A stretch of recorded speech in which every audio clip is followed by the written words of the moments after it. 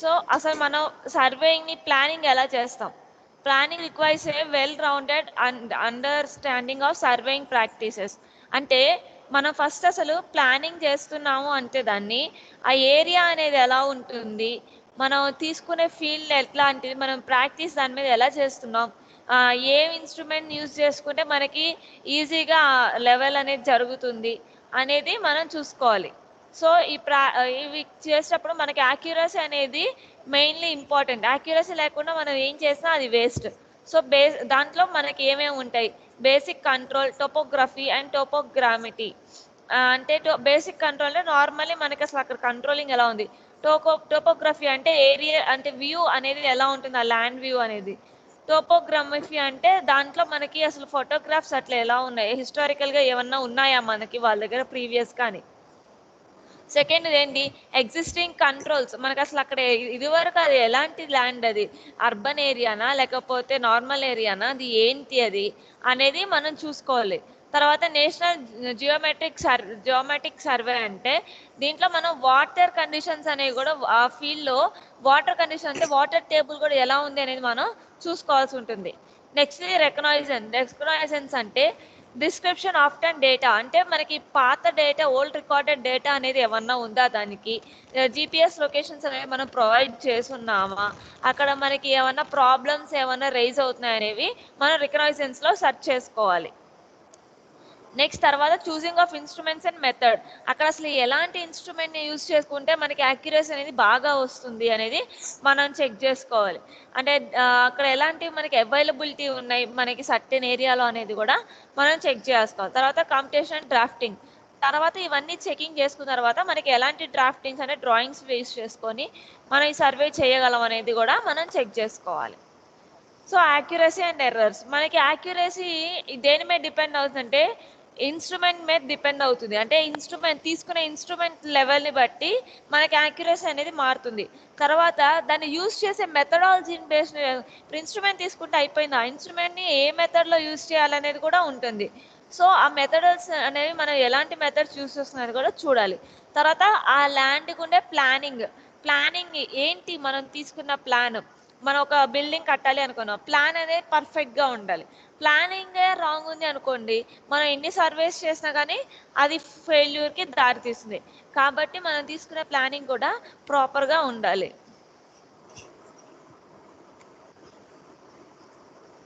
తర్వాత దీంట్లో టైప్స్ ఏవే ఉన్నాయి? Blunder, systematic error and accidental error. 3 types of errors అనేవి ఉంటాయి. బ్లెండర్స్ అంటే అంటే ఆ ఎర్రర్స్ని మనము మినిమైజ్ చేయడానికి చాలా ట్రబుల్గా ఉంటుంది. తర్వాత సిస్టమాటిక్ ఎర్రర్స్ అంటే మనకి ఏంటి సిస్టంలో వచ్చే ఎర్రర్స్ని, అంటే మనం చేసే ప్రొసీజర్. యాక్సిడెంటల్ ఎర్రర్స్ అంటే అంటే మన క్యాలిక్యులేషన్లో రాంగ్ రావడం అలాగా. బ్లెండర్ ఎర్రర్స్ అనేవి ఎలా వస్తాయంటే every value to be recorded must be checked by independent field observations. అంటే టోటల్ ఫీల్డ్ ఏరియా ఉంది, దాంట్లో టోటల్ ఏరియాని మనం ఎట్ ఏ టైం క్యాలిక్యులేట్ చేయం. యూనిట్ వైజ్గా తీసుకొని, అంటే చిన్న చిన్న పార్ట్స్గా తీసుకొని వాటిని మనం క్యాలిక్యులేషన్ చేసుకుంటాం. అంటే ఇప్పుడు ఒక చిన్న ఫీల్డ్ మనం కాలేజ్ ఫీల్డ్లో తీసుకున్నాము, మనం ఎంత తీసుకున్నాం, కొంచెం సర్టెన్ ఏరియా పెట్టుకున్నాం. అదే డైరెక్ట్ ఫీల్డ్కి వెళ్ళి మనం జాబ్ పర్పస్గా వెళ్ళినప్పుడు చిన్న చిన్న ఏరియాలు ఇస్తారా? ఇవ్వరు. చాలా ఒక టౌన్స్ కనెక్టింగ్గా ఉండొచ్చు, పెద్ద పెద్ద సిటీస్లో కనెక్టింగ్గా ఉండొచ్చు, ఎట్లయినా ఉండొచ్చు. అలాంటప్పుడు మనం చిన్న ల్యాండ్ని తీసుకొని మనం చేయలేము, ఓవరాల్గా తీసుకోలేము. కాబట్టి పార్ట్స్గా తీసుకోవాల్సి వస్తుంది. కాబట్టి ఆ చిన్న చిన్న ఇండిపెండెంట్గా తీసుకున్నప్పుడు ప్రతి దాని క్యాలిక్యులేషన్, ఫీల్డ్ అబ్జర్వేషన్ కరెక్ట్గా మనం చేయగలగాలి. సో నెక్స్ట్ అలానే ఇంకొకటి, once checking indicates that there is no blunder, field record must be never be change or destroyed. మనము ఏ ఎర్రర్ లేదు అని కన్ఫర్మ్ అయిన తర్వాతే మన రికార్డెడ్ వాల్యూని నోట్ చేసుకుంటాం. ఆ రికార్డెడ్ వాల్యూ అనేది ఇంకా మనం చేంజ్ చేయకూడదు. ఎన్ని డిఫెక్ట్స్ వచ్చాయి అన్ని డిఫెక్ట్స్ని కనుక్కొని అన్ని వేసే చూసాకే మనం పర్ఫెక్ట్ వాల్యూ అనేది తీసుకుంటాం. ఆ వాల్యూ తీసుకున్నాక మళ్ళీ మనం దాన్ని అయితే మార్చకూడదు. అలానే next and overall check must be apply to every control survey. So ఇందా చెప్పింది, మనం ఏదైనా పాయింట్ తీసుకుంటున్నాం అంటే ఆ పాయింట్ని అన్ని వేస్లో మనం అది కరెక్టా కాదా, ఆ వాల్యూ అక్యురేటా కాదా అనేది మనం 2 to 4 times చెక్ చేసుకున్నాకే మనం ఆ వాల్యూని తీసుకోవాలి.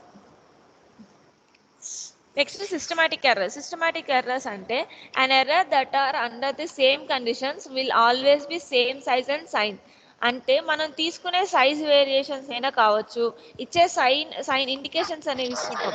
ఆ ఇండికేషన్స్ లో వేరియేషన్స్ వచ్చినా మనకి ఎర్రర్స్ అనేవి కామన్ గా డెవలప్ అవుతాయి. మీరు సర్వేలో చేసి ఉంటారు, పెగ్ పాయింట్స్ అనేవి పెడుతూ ఉంటారు. ఆ పెగ్ పాయింట్స్ పెట్టినప్పుడు మనం చైన్ తోనో టేప్ తోనో మీరు చేశారు ఇన్ని రోజులు, ఒకవేళ ఆ చైన్ లో వేరియేషన్ వచ్చో లేకపోతే మనం తీసుకునే ఒకరికి ఒక కమ్యూనికేషన్ గ్యాప్ వల్ల మనకి అది ప్రాపర్ గా పెగ్ పాయింట్ అనేది కొంచెం డిస్టెన్సింగ్ గా పెట్టుకున్నాము అంటే 5 కదా, పెగ్ టు పెగ్ 5 ఇంటర్వెల్ ఉంటుంది. 5 బదులు 5.2 గా చేంజ్ అయింది అనుకోండి, ఆ 2 నెక్స్ట్ దానికి ఏమవుతుంది 4 గా అవుతుంది. అలా మినిమం స్మాల్ చేంజెస్ అనేవి హెవీ డ్యామేజెస్ కి దారి తీస్తాయి. కాబట్టి అవి కూడా మనం క్లియర్ గా మనం చెక్ చేయాలి. సో ఆ ఎర్రర్స్ రాకుండా మనం అన్నిని ఫాలో అవుతూ ఉండాలి. సరే, ఇలాంటి ఎర్రర్స్ రాకుండా మనకి బేసిక్ రూల్స్ అనేవి ఏవి ఉన్నాయి? All survey equipment must be designed and use so that when ever possible systematic errors will be eliminated automatically. అంటే మనకి ఏదైతే ఆటోమేటికల్లీ రికార్డింగ్ వాల్యూస్ ఉంటుందో అలాంటివి ఎక్కువ యూజ్ చేసుకున్నామంటే ఈ సిస్టమాటిక్ ఎర్రర్స్ అనేవి మనం ఎలిమినేట్ చేయొచ్చు. నెక్స్ట్ అలానే systematic errors which can not be eliminated must be evaluated and there relationship conditions causes them must be determine. అంటే ఒకవేళ అలా ఎలిమినేట్ అవ్వలేని ఎర్రర్స్ ఏమన్నా ఉన్నాయి అనుకోండి, ఆ ఎర్రర్స్ ని మనం ఏం చేయాలి అంటే they should be considered in to our survey. మనం తీసుకునే సర్వేలో ఆ ఎర్రర్స్ ని కూడా ఇంక్లూడ్ చేసేసుకోవాలి. అలా చేసుకొని ఇప్పుడు ఎర్రర్ ఒక 5 పాయింట్స్ లో వచ్చింది అనుకుందాం, అప్పుడు మనం ఏం చేయాలి, ఆ పాయింటింగ్ ఎర్రర్ ని కూడా మనం వీటిలో కలిపేసే దాన్ని తీసుకోవాల్సి ఉంటుంది. తర్వాత యాక్సిడెంటల్ ఎర్రర్స్ అంటే వీటిని మనం ర్యాండమ్ ఎర్రర్స్ అని కూడా చెప్పొచ్చు. ఈ ఎర్రర్స్ మనకి ఏమొస్తుంది, మనం ఐసైట్ ని కూడా బ్యాలెన్స్ చేసుకొని ఉంటుంది. మన చూసే దాంట్లో వేరియేషన్ వచ్చింది, ఒక మన స్ట్రైట్ లైన్ అనుకున్నాం, చైన్ పెట్టి చేసేసాం లేదా టేప్ పెట్టేసి కొలిచేసాం, అది కరెక్ట్ గా స్ట్రైట్ ఉందని మనం ఎలా చెప్పగలం? ఆ కార్నర్ లో ఒకరు పట్టుకుంటారు, ఈ కార్నర్ లో ఒకరు పట్టుకుంటాం, చాలా లెంత్ వేరియేషన్ ఉంది, ఆ లెంత్ వేరియేషన్ అది కరెక్ట్ గా యాస్టీస్ స్ట్రైట్ లైన్ ఉందని మనం చెప్పగలమా? కొంచెం యాంగిల్ అనేది ఫామ్ అవుతుంది. సో స్ట్రైట్ లైన్ కి ఉండాల్సిన ఏరియాని మన యాంగిల్లో పెట్టేసి అంటే ఎయిదర్ పెరగచ్చు లేదా తగ్గచ్చు. ఆ వేరియేషన్స్ వల్ల మనకి యాక్సిడెంటల్ ఎర్రర్స్ అనేవి జనరేట్ అవుతుంటాయి. సో హైడ్రోగ్రాఫిక్ సర్వేస్, ఈ సర్వేస్ ని మనం మ్యాపింగ్ కి యూజ్ చేస్తాం, అంటే మ్యాపింగ్ సర్వే అని కూడా చెప్పొచ్చు. దీనికి మనం ఎక్కడ యూజ్ చేస్తాం, రివర్స్ అండ్ లేక్స్ దగ్గర వీటిని ఎక్కువగా యూజ్ చేస్తూ ఉంటాం. రివర్స్ దగ్గర అయితే అండి 2 ప్యారలల్ లైన్స్ గా తీసుకొని కంట్రోలింగ్ చేసుకొని తీసుకుంటూ ఉంటాం. అదే లేక్స్ దగ్గర అయితే ఏమవుతుందంటే ప్రాబ్లమ్స్ అంటే కరెంట్ ప్రాబ్లమ్స్ అనేవి మనకి జనరేట్ అవుతూ ఉంటాయి. ఈ ప్రాబ్లమ్స్ వల్ల మనకి ప్రాసెస్ ఎలా అవుతుంది, హారిజాంటల్ వెర్టికల్ కంట్రోలింగ్ పాయింట్స్ అనేవి వేరియేట్ అవుతూ ఉంటాయి. Pre planned where sections has to be taken, అంటే మనం ఎక్కడైతే సర్వే చేయాలనుకున్నామో అక్కడ ముందుగానే మనకి ప్లానింగ్తో అది తీసుకోవాల్సి ఉంటుంది. అలానే రేడియల్స్ ఫర్ కంట్రోలింగ్ పాయింట్స్, అంటే కంట్రోలింగ్ పాయింట్స్ అనేవి మనం అంటే ఎగ్జాక్ట్గా తీసుకుంటూ ఉండాలి. అట్లానే cross sections and radial location to be కరెక్ట్గా మనం పిక్ చేసుకోవాల్సి ఉంటుంది. అంటే క్రాస్ సెక్షన్ ఏరియా కానీ అలానే మనకి తీసుకునే లొకేషన్స్ కానీ మనం పర్ఫెక్ట్గా తీసుకోవాలి. కొంచెం వేరియేషన్ వచ్చినా ప్రాబ్లమ్స్ అనేవి జనరేట్ అవుతూ ఉంటాయి.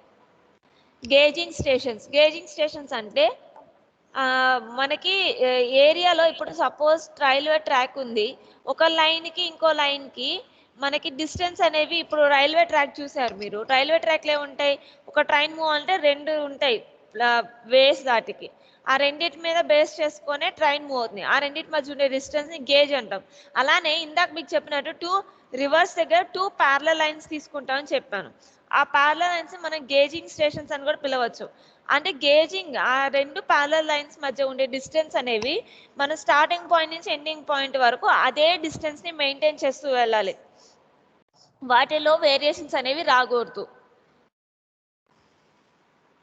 బెంచ్ మార్క్స్ అని ఒక పాయింట్ తీసుకుంటాం మనం, అంటే రెఫరెన్స్ పాయింట్. ఆ రెఫరెన్స్ పాయింట్ మనం 0 అయినా అనుకోవచ్చు లేదా 100 అయినా పెట్టుకోవచ్చు. ఆ బెంచ్ మార్క్ని బేస్ చేసుకునే మిగతా ఎవాల్యుయేషన్ అనేది మనం చేసుకుంటూ వెళ్ళాలి, లేకపోతే మనకి డిఫరెన్స్ అనేది జనరేట్ అవుతుంది.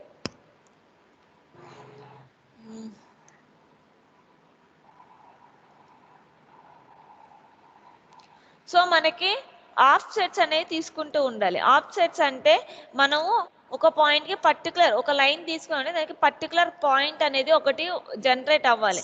ఆ పాయింట్ దగ్గర నుంచే మనం యాంగిల్గా తీసుకున్నా కానీ స్ట్రైట్ లైన్గా తీసుకున్నా కానీ ఆ ఆఫ్ సెట్ బేస్ చేసుకొని మనం దాన్ని కంట్రోలింగ్ చేస్తుంటాం.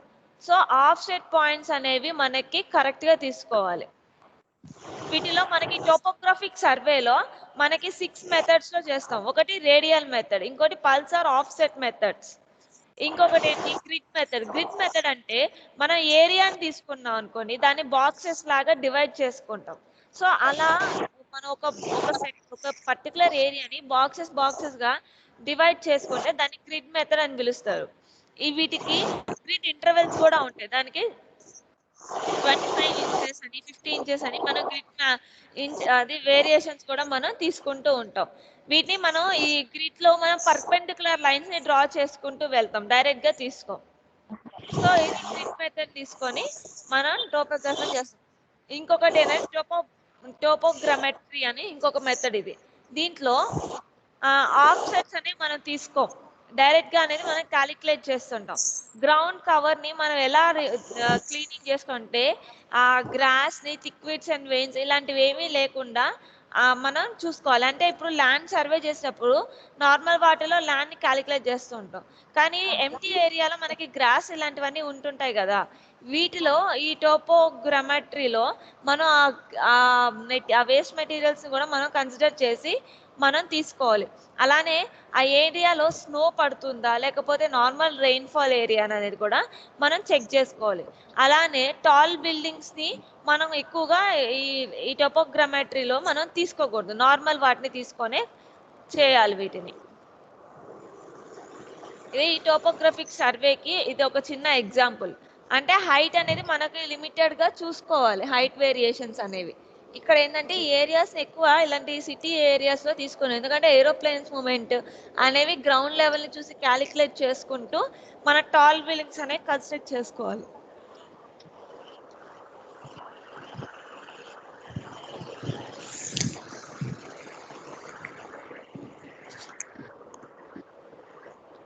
జిపిఎస్ లొకేషన్స్ అన్ని తీసుకుంటారు. అంటే మనకి లొకేషన్స్ అన్ని ఇప్పుడు మీకు జనరలీ తెలిసినవే. జిపిఎస్ లొకేషన్స్ అంటే మనకి మ్యాప్ లో మన లొకేషన్ ఎక్కడ ఉన్నది మనం తెలుసుకోగలుగుతున్నాం ఇప్పుడు. సో అలానే ఒక ఏరియా పిక్ చేసుకొని అక్కడ ఒక కన్స్ట్రక్షన్ చేస్తున్నాము అంటే దానికి జిపిఎస్ లొకేషన్స్ కూడా మనం ఇచ్చుకోవాల్సి ఉంటుంది. సో ఆ జిపిఎస్ లొకేషన్స్ అనేవి కరెక్ట్ గా ఉన్నాయా లేదా కూడా మనం చూసుకోవాలి. అలానే వీటికి లిమిటేషన్స్ ఏముంటాయి?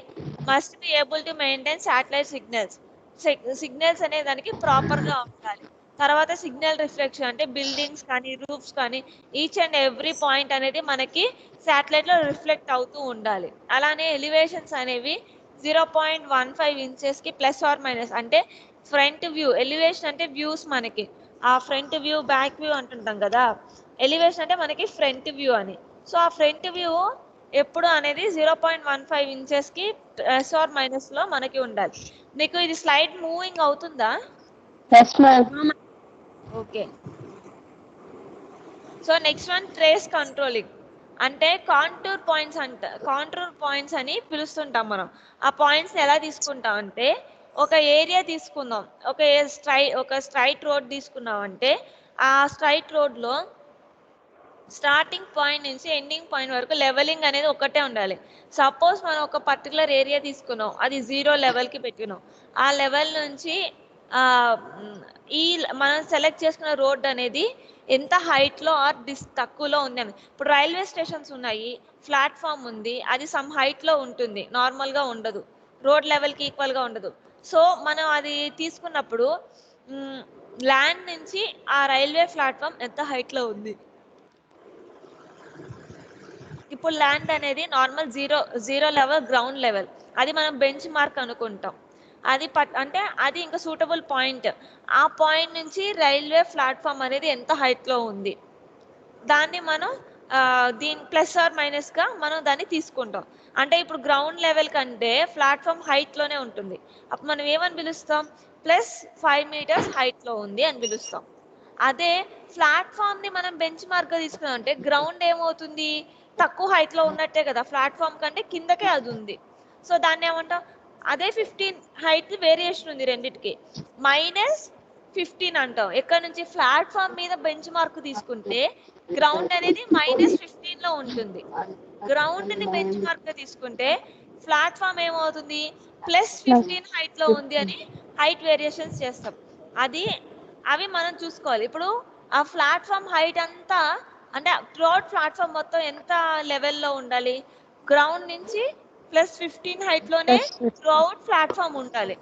అంటే స్టార్టింగ్ నుంచి ఎండింగ్ వరకు అదే వేరియేషన్స్తో ఉండాలి. అదే కాంటూరింగ్. అలా మనం ఒక బెంచ్ మార్క్ తీసుకొని మన కాలేజ్ గ్రౌండ్లో మీరు చేసినట్టే చేసినా కానీ అక్కడ సర్కిల్స్ లాగా ఎట్లయినా సరే సేమ్ ఒక దగ్గర బెంచ్ మార్క్ తీసుకొని పెట్టుకున్నాము, అది +2 అనే హైట్లో ఉంది అనుకున్నాం గ్రౌండ్ అనేది. ఆ +2 హైట్ మొత్తం గ్రౌండ్ మొత్తం అదే ఉండాలని లేదు, ఎందుకంటే అది న్యాచురల్ గ్రౌండ్ ఏరియా, న్యాచురల్గా ఫామ్ అయింది. సో శాండ్ వేరియేషన్స్ అనేవి ఉంటాయి. అలా తీసుకున్నప్పుడు మళ్ళీ ఆ +2 వేరియేషన్ అనేది ఇంకొక దగ్గర ఉంది, సేమ్ ఏరియాలో ఉండదు, వేరియేషన్ ఉంటుంది. ఆ వేరియేషన్ ఉన్నప్పుడు ఏం చేస్తాము, R2 పాయింట్ దగ్గర నుంచి ఈ 2 పాయింట్కి కనెక్టింగ్ లైన్స్ పెట్టుకుంటాం. అలా కనెక్ట్ చేసుకున్నప్పుడు మనకి కాంటూర్ లైనింగ్ అనేది మనకి ఫామ్ అవుతుంది. చూపిస్తాగండి.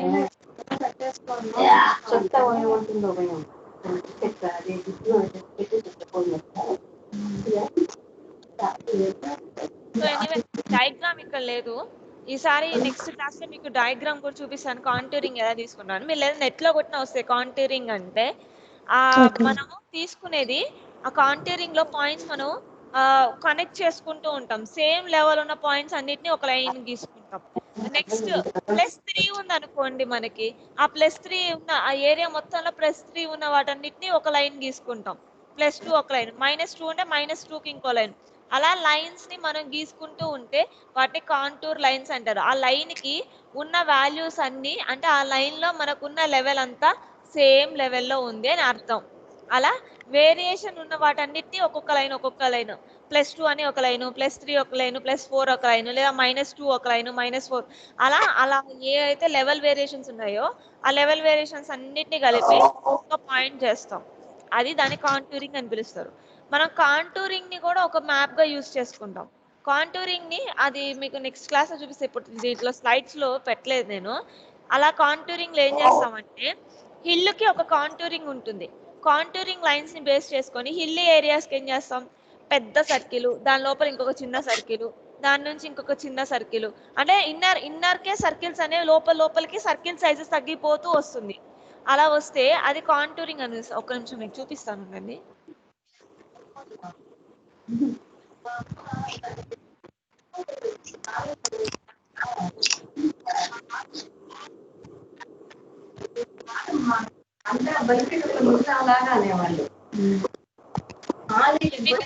స్లైడ్స్ మూవ్ అవుతున్నాయా నేను మూవ్ చేసినప్పుడు?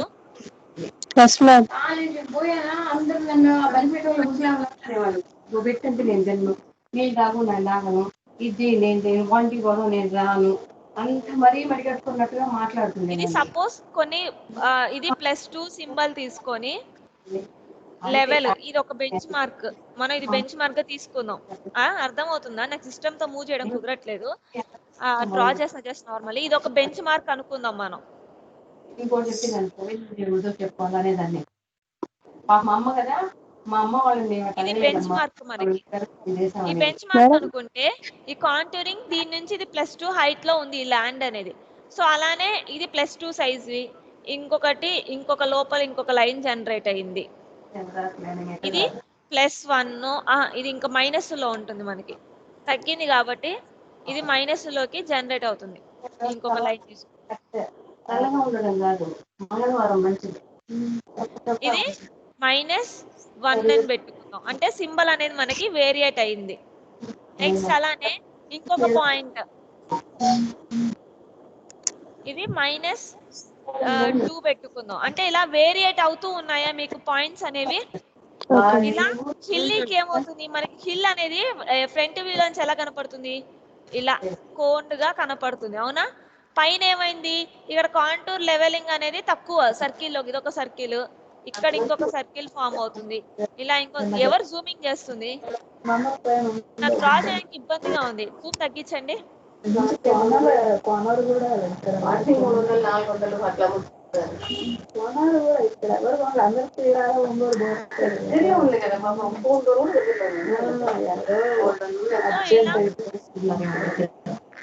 ఇక్కడ ఇంకొక సర్కిల్, అంటే ఇవి కాంటూర్స్ బేస్ చేసుకొని ఈ హిల్లీకి మనం తీసుకున్నాం. హిల్ లో కూడా అండులేషన్స్ ఉంటాయి కదా, ఉంటాయా ఉండవా? అండులేషన్ ని బేస్ చేసుకొని మనకి ఈ సర్కిల్స్ అనేవి ఫామ్ చేసుకుంటూ ఒక హిల్లీ ప్లేస్ ని